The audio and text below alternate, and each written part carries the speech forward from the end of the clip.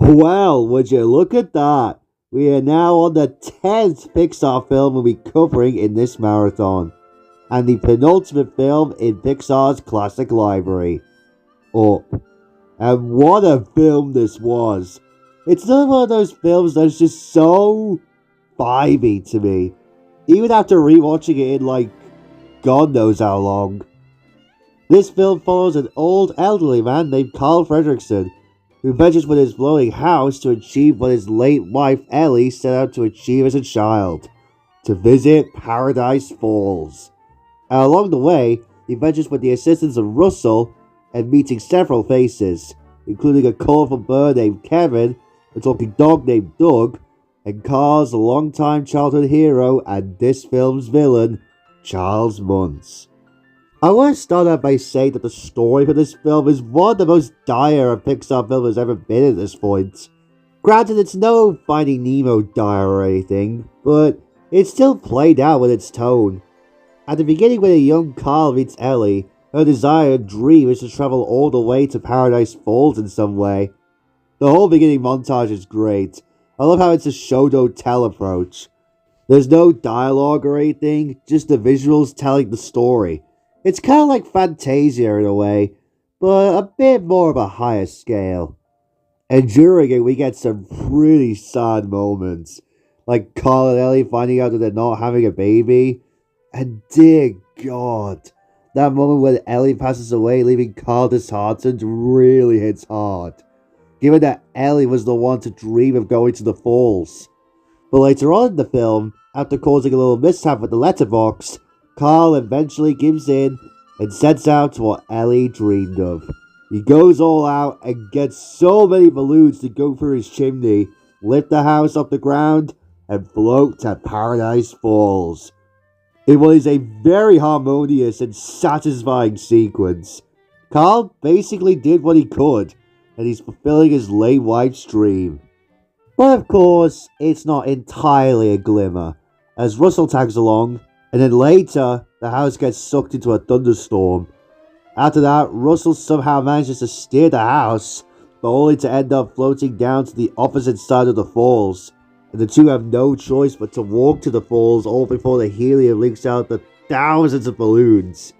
And during their travel, the two have quite a bit of escapades, such as coming across Kevin and then Doug, in a rather hilarious way. But all the while, some other talking dogs with their leader, Alpha, are searching for Kevin to take back alive, which, funnily enough, was set up in the opening cinema scene by Muntz himself, which is absolute cinema. Okay, I said the joke. Anyway, speaking of which, I really like the twist of Carl and Ellie's childhood hero becoming the movie's main villain. And you know, this right here is the best example of how to do a childhood hero becoming the villain type of story. Western Spaghetti, years later, did a very similar thing with One Shot Ren, and at the very least, it tried. But I feel like it doesn't really hit the same as it does here. And it's a good lesson to teach the kids that sometimes your childhood hero may not be what it seems. And that's something that is very important for a movie like this. The duo do make it to the falls though, but Kevin was taken by the dogs before this, all because of Muntz setting fire to Carl's house, making him lash out at both Russell and Doug due to the fact that he lost Kevin. But Carl isn't all that happy, as he had upset Russell due to Kevin being kidnapped. But upon seeing the Stuff I'm Going to Do parts of Ellie's book, he reads a little message at the end of it, and realizes that his adventures with Ellie are well and truly over, and he has to set out on another one, which results in a rescue mission to save Kevin. Kevin is saved, but due to Muntz, it results in the sacrifice of the house. But that doesn't matter to Carl, as he says that it's just a house. Which really reminds me of that one moment in Cars when McQueen gave up the piston cup. And then when he said what Doc said to him, and that is just an empty cup. Moments like this are what really make a movie strong, in my opinion. But that's what I like about this story.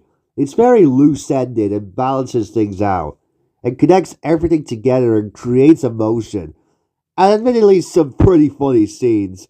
Like a lot of the scenes with the talking dogs, especially Doug. Particularly with the whole scribble gag. Oh, and the whole concept of the talking dogs are really well thought out.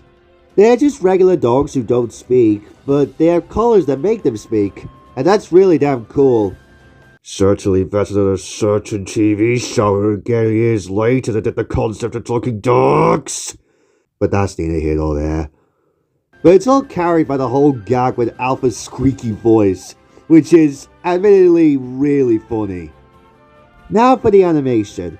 I gotta say, this is some of the most prettiest animation I have ever seen so far from a Pixar film. It's no Cars animation or anything, but it's still really nice. All of the scenes with the cliffs and the jungle are all really nice to look at. And the whole sequence with the balloons coming out of that chimney and lifting the house upwards was really well animated. Pixar is really upping their game when it comes to the animation, really showing that it's almost there to completely real lighting and atmospheres. And the character models here are quite stylized like with The Incredibles and Ratatouille, especially with Carl. I love how they stylized him like a square. I don't know why, but I find that to be a charming detail. And I think this is one of the few times when we see blood in a Pixar film. And yeesh, Carl really did some damage to that guy there with his letterbox. Something that completely took me by surprise on this rewatch though, was how beautifully done the music was here. Michael Giacchino came back to do the score here. This is now his third movie doing the score, after The Incredibles and Ratatouille. And this is some of his most beautiful score he has done for a Pixar film at this point. The main theme used throughout the film is such a charm to listen to. It's no Mario movie theme or anything, but it's still a great theme. And I know his work for Pixar only gets better from here. But the only little gripe I kinda have with this movie is the gag with the porch. In fact, they do this twice. Once with Russell, and then again with Doug.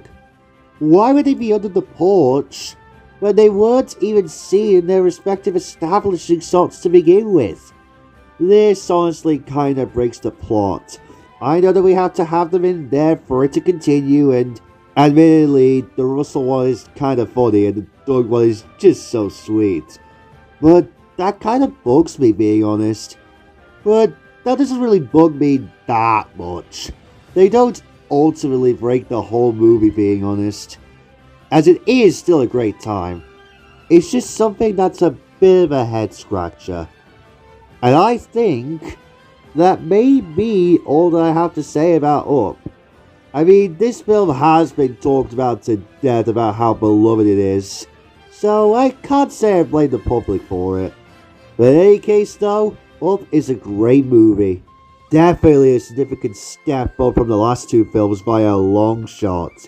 It's still not amongst the best of the best, but I still very much enjoyed it. From the music, the visuals, its characters, and its story. And it's rather sad tone it goes for in certain parts. And in terms of how I would rank this among the Pixar films so far, I think I'd have to place this just below Toy Story, but only by a slight margin. I mean, that's just a testament as to how charming and great this movie ended up being. Another one of the all-time greats for Pixar, without a doubt. And speaking of Toy Story, for tomorrow's installment, we will be revisiting the Toy Story universe once again for Toy Story 3, which is actually the final classic movie we have to cover. I'm quite curious as to how this film is going to play out. Will it top Toy Story 2? Will it hold a candle to some of the other movies we've covered so far? Well, we will have to see.